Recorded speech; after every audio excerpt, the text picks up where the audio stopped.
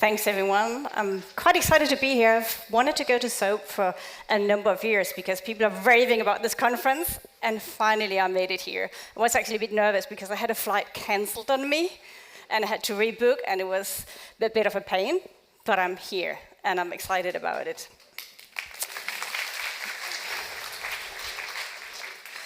Before anything, I wanted to take you back to my beginning at university. I was studying art history. I was actually specializing in design theory, but I also did learn a bit of art. And in one class, we got to look at this image. And we had to analyze and interpret it without knowing who painted it, what is the title, or any context at all. And we looked at this, discussed in groups, and we all agreed that we sensed some anxiety or fear coming out of this picture. And this idea of the world as we know it ending. Maybe a nuclear bomb.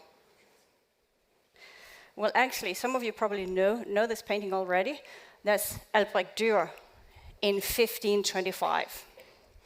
He had a nightmare about a cloudburst, water masses coming down from the sky, an apocalyptic experience that made him fear, to the point where he woke up and was trembling when he woke up, and he painted it as he had seen it.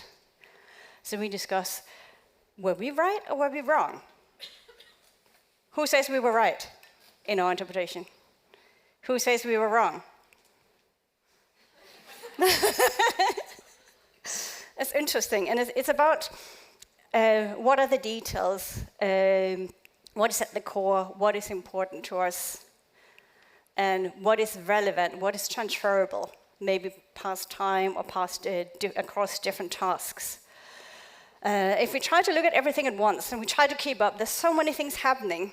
The world is changing, and it seems like everything is going faster than ever. We've just been through a pandemic where we had to change on top of the normal changes that we have. We have to get used to new tools, new ways of working, while, by the way, some had to maybe live in isolation. Other people had to have too many people in the house and had to deal with that at the same time.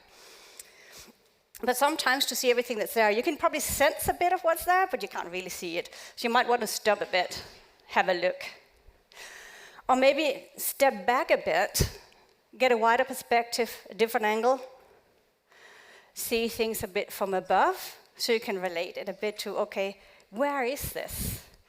And you might want to simplify it a bit to make it easier for you to get an overview.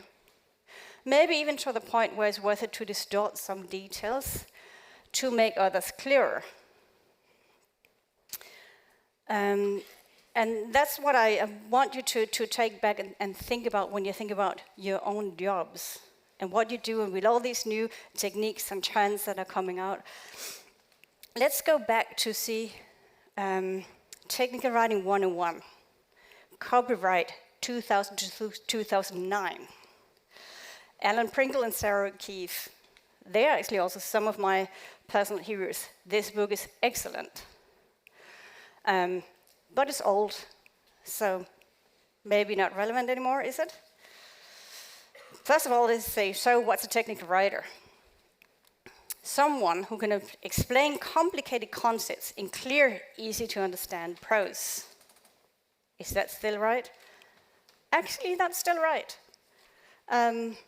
Although they do also explain in the book that's actually about so much more than that, because there are all these things around it, more than just writing, to get to the point of actually delivering clear prose.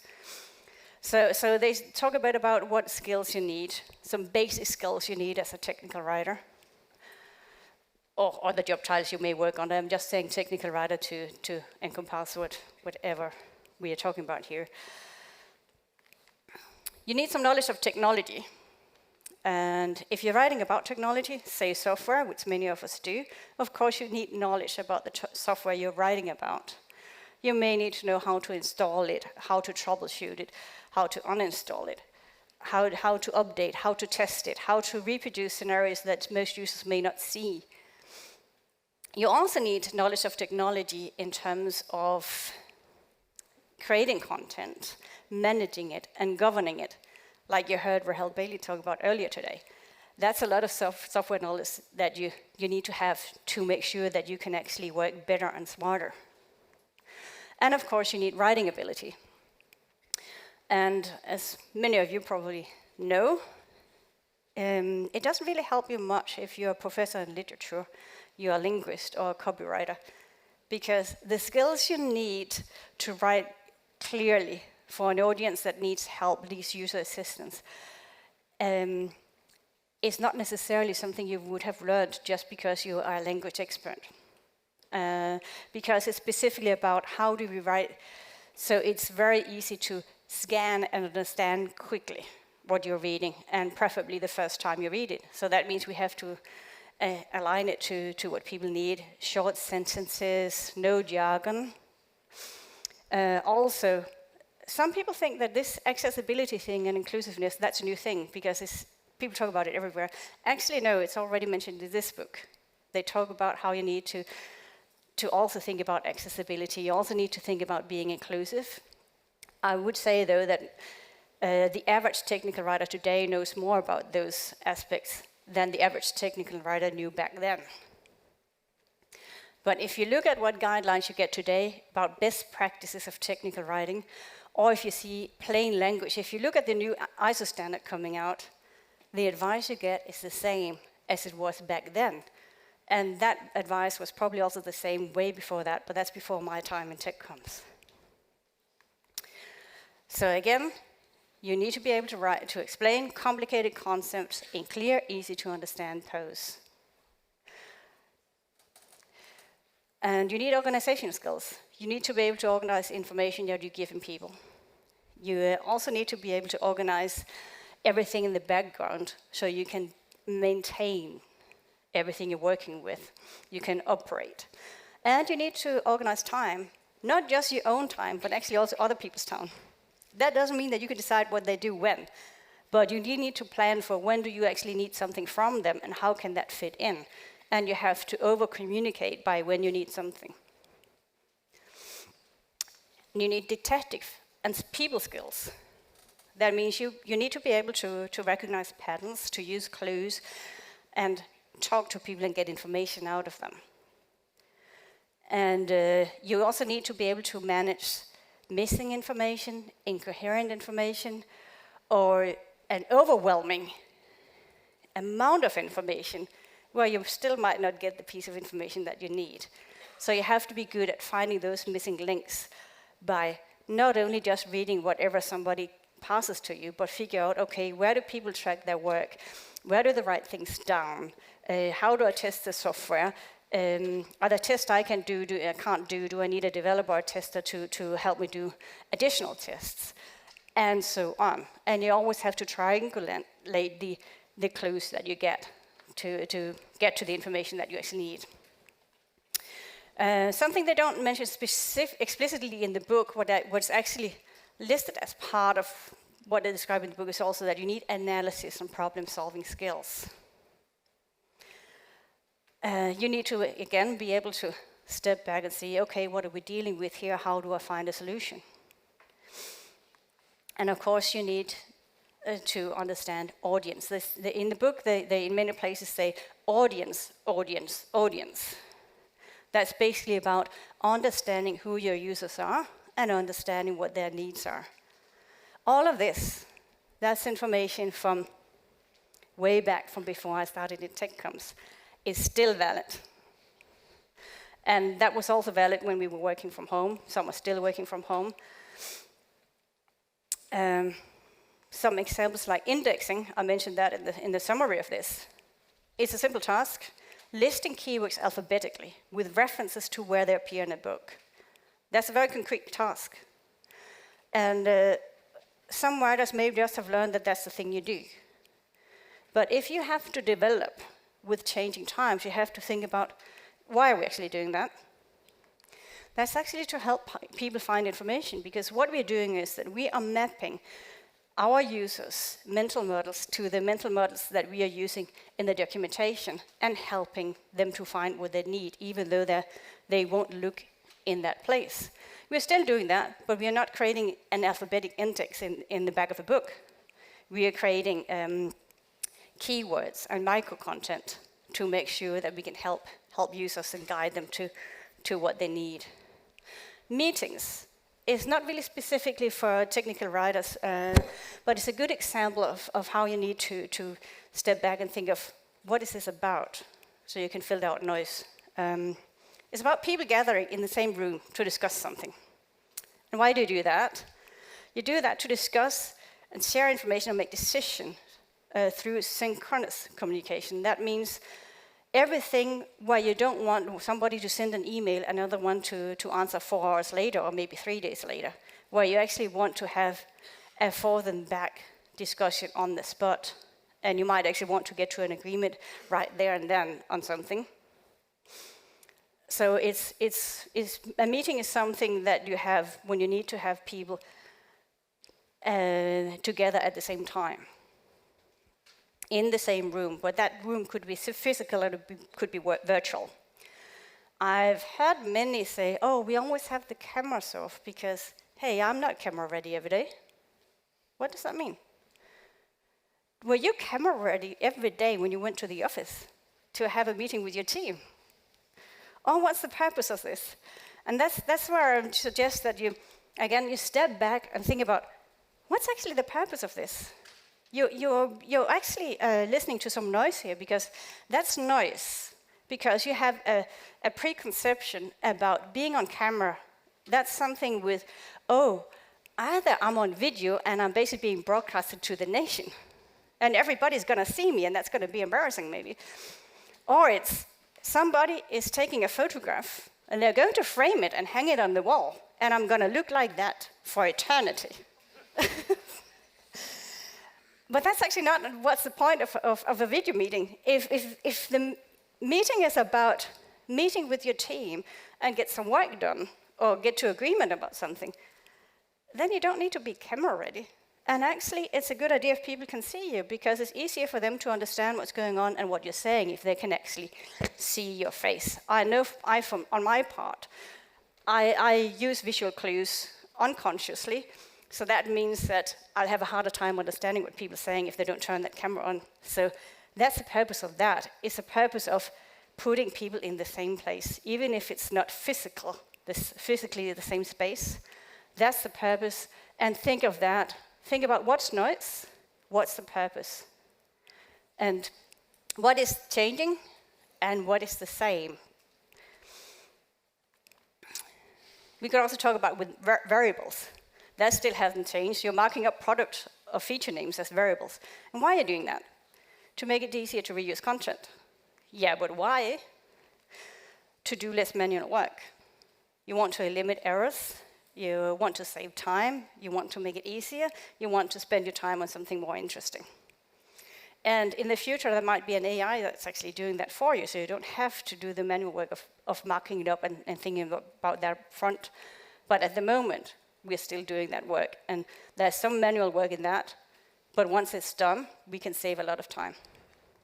So, what are your current skills? This is not a set table, this is mine. And I suggest that you make your own. That means that you think about, some of you are very, very clear about who you are, what you do, and what you're good at. For some of you, you might sometimes forget it. And I do know a few people who are like, oh, I've just been to a conference, and then there's all this that people talk about Twitter, and all these new trends, and these things, and oh, that's so much I have to learn. It is a lot. And I don't think I have to encourage any of you to go out and find inspiration or learn more, because you're already here, you're at a conference. That means that you're curious. So you're not the ones who are actually sitting back and not developing, you're already doing that. And you want to keep an eye on what's going on, but you also want to be very aware of who are you. So that means if you're not entirely sure of what is it that your core skills are, then start by writing down your tasks. You may not need to do that because you might already know what your skills are, but start just writing down your daily tasks and see how that can be described as a skill you have. Then think about, okay, how can I transfer that into be used for something else? Or to solve a slightly different problem. Or to do things in a different way, maybe solving the same problem in a different way. How are those skills transferable? And you could decide, what of those skills do I need to improve on? What of those skills do I want to improve on? So you have an idea of, okay, this is where I am. This is what I can do. and think about what is your superpower?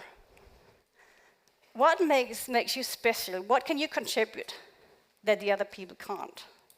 Or maybe not that no one can't, because I think it's really difficult to be that unique.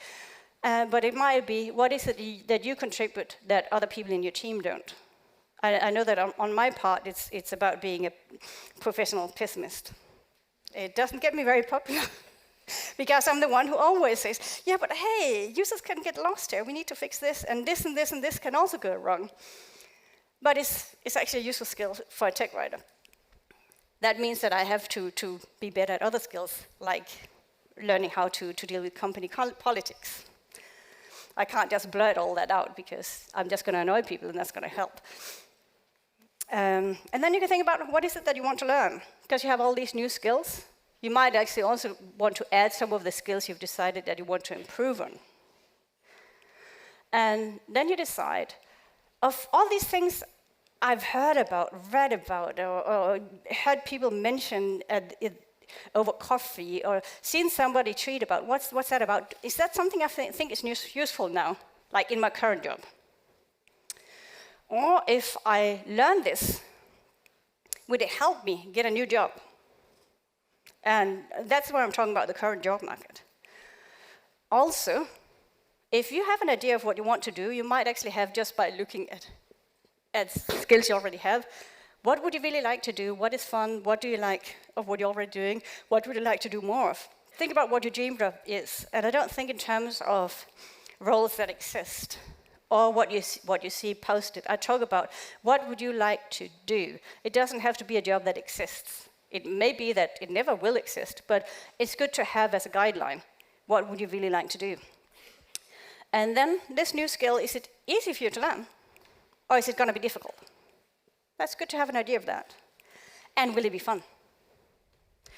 And for some people, it's enough to write that down. Others might actually want to give it marks. Say for 1 to 5, where 1 is the highest and 5 is lower down. AI, that's not useful for me now.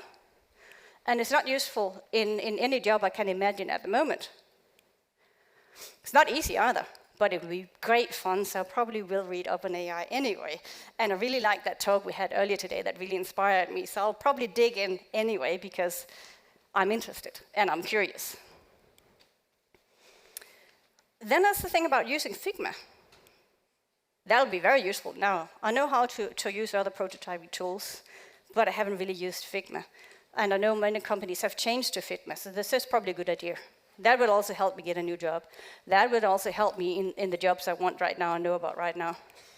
And it's relatively easy. It's not that fun because generally I'm not somebody who really likes to learn to use tools. For me, that's a boring task. I know some people love it, but that's not what I like the most. And there it is. There is a score that says, okay, 8 is definitely less than 21. So if you have to think about my career goals, then probably I should pick up learning Figma first. That doesn't mean that those scores are something that you should use to make your final decisions about anything, but it can give you a good idea of, okay, where am I in all this? And what is actually supporting my goals? And you might even add your own columns. You might actually score it differently. It might be that you would actually do it the other way around, so you have maybe 10 as the highest, or 1 at the lowest, and say, oh, I actually give double scores for things that help me in my current job because I'm actually struggling there, so that's my main priority, so I might give them a higher score. It's basically up to you how you want to spend your time and what you enjoy working on. What I encourage you to do is keep looking up what's going on around you, keep noticing, keep reading. I mean, I'll be learning about AI. Right now, I don't think I can use it, but actually it might be that once I dive into it, that I will realize, oh, this is actually really, really useful for what I want to do. Or actually, now I get so excited that I'm changing my mind about what I want to do. I also got very excited when the first time I heard about Doxet's code. And I dived in and I learned. But that was down an alley where I decided, this is actually not for me. Because it actually works best for developer-targeted documentation. And I actually thrive much better working on things for either regular users with no expected skills, or specialist users who are not specialized in software. That's where I have the most fun, because I get to use my cognition knowledge, my user experience skills, my design thinking skills. So I enjoy that much more. But I still don't think it was wasted that I spend the time on that. And you have to decide, how much time do you want to spend on learning something new? Do you want to spend an hour per week? Do you not want to spend any time right now because you're actually busy enough at work and you actually find you get plenty of stimulation? Maybe you have a team you learn from. Or do you want to actually set off maybe a day a week, or do you want to take a course? That's up to you, but you have to basically look at what's there. Everything is changing around you. Take a step back, get an overview, and feel what is in your core. Decide what's at your core and add to that. Stay the same. Develop and stay the same. I'd like your thoughts of that. And please stay in touch.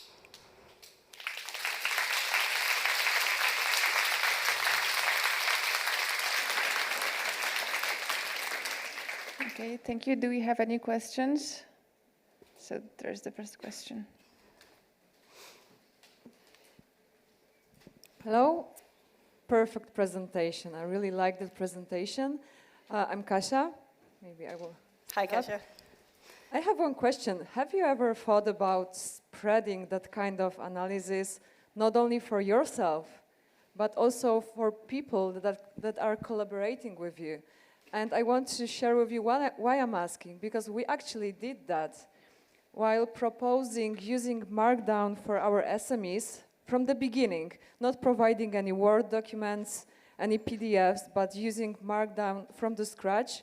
We just gave them such kind of analysis. It could be fun. It could be something that you can use in your resume. We can collaborate together. We can learn. So, question, did you only use it for your purpose or use for more things? It basically aligns with some standard design thinking techniques that you actually work with teams, and there are different ways you can work. You can generate ideas and give them points. You can also do the dot technique. So basically, if you're in the same room, you basically write all your ideas that come up, and you, just like brainstorming, you don't blog anything, and then maybe at the end of the session, you ask people to vote. Okay, what ideas are most important? Which ones do you think that we should work on now, or which ones are good ideas? That could be one like very easy and practical way of doing it. And I don't know if that answered your question, but that. Yes, sure. I think that it's also very important from the collaborative point of view, right? We want to make all those steps together, right? So it's not only for me to use any kind of new techniques, new tools, but also for the collaborative way, right? Not only between tech writers, but also using that technique to be more collaborative with developers, with product owners, with all together. Yeah, exactly. And that's also basically, if you want to change anything, you want to include people. Many of you probably, you know Stefan Gantz. He's been talking about change management at quite a few conferences. And one thing you need to be aware of is always, if you need to change something, you want new tools, you want to do something new, or you want to improve something, the more people feel involved, the easier it is. Even if you're the one making the decisions in the end, because that's one thing you have to be aware of. You want to be collaborative. You want to be open for input. But you also don't want to make it all decisions by committee, because you might actually be the only one in the room who has the skills, education, and background to actually make those decisions. But that doesn't mean that everybody's input isn't valuable and needed, because there might actually be things about how they work internally that you need to know, and they haven't told you because they didn't think you needed to know. Things like that will come up. It could be ways that you're using tools. It could be that your tools won't integrate with theirs. It could be they have some workflows that clash with what you want to do, and you have to work around that. And that will come up if you actually include people. So the final comment, indeed, if their score is just low, does that mean that your score would be high and you want to proceed, right? In the one I did, I actually went for low score is the one that makes me perceive. So the highest score is the one that makes it most difficult or least feasible to do. And the reason I add something like fun is that that's an important part for me. I want to enjoy what I'm doing. And also it will be easy for me, so easy and fun. Some things can actually be easy for me to do, but I might not want to waste my time. If I'm sitting there thinking, oh, I'm just doing this because everybody else is talking about it and I feel I kind of have to, then you might actually be wasting your time. Because it could be, right now, a lot of people are moving into voice design. I won't. And that's because I'm a very visual person. That doesn't mean that I don't find it important or interesting. That just means that that's not where I have my strength. Where I work better if I actually work with the interfaces, seeing, okay, where do things fit into the visual context? Because I have a better strength there and a better advantage. It might be becoming a smaller field. Voice is growing. So if that's your thing, if you are a former screenwriter or you've read English literature, then voice might actually be just right up your alley, and then you should go for it because it's hot right now. But you still have to relate it to what do you enjoy doing, what are you good at, and play to your strengths. Thank you so much. Yes, sure. Hi, I'm Jorge from Portugal. And I'm here fundamentally because I was kind of forced to step back because I was promoted. And now I have to manage a team. It was only me. But I'm a former developer turned technical writer or document manager, curator, whatever. And now I have to manage technical writers. So how do I do that? without having either training in the area, in technical writing, because I just started like 2 years ago because I was bored with developing. And I moved to technical writing, and now I have to manage them. And you guys are a weird bunch.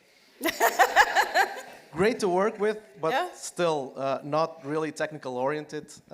So do you have any advice? Well, technical oriented, that depends on who you ask, because some of the most technical people I know are actually in this field. I'm not one of them. I'm more the one who's in the user experience, cognition, how do people learn, how do they recognize things, how does the visual go with the language. So that's my realm of things. I think the first thing you have to realize as a manager, even if you're managing people who are in the same field as you shouldn't be an expert on everything, and you can't, because you will be out of touch. Because now you have to think about one-on-ones, thinking of how the team works together. You have to actually learn a lot of new skills. And what you're doing is different. So that means that you can't go in and know the same as an individual contributor. You will have to trust that people know their stuff. And you will have to ask them, what are they doing? What do they need? Because they will know. That's my best answer. That include them and ask them. And accept that you don't know what they know, and you don't have to be their manager if you're doing it right. But that means that you should be good at supporting them, promoting them, removing obstacles.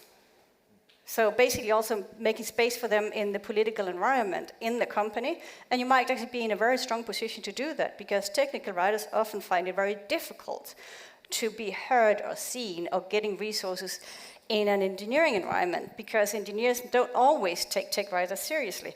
But now they actually have an engineer fending for them. That's going to be so awesome.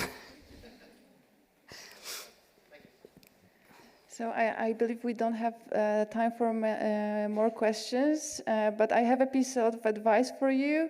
You can talk to this guy, Rafał Pawlicki. I think he was in a similar situation, sort of. So, okay, thank you very much for your presentation. Thanks all.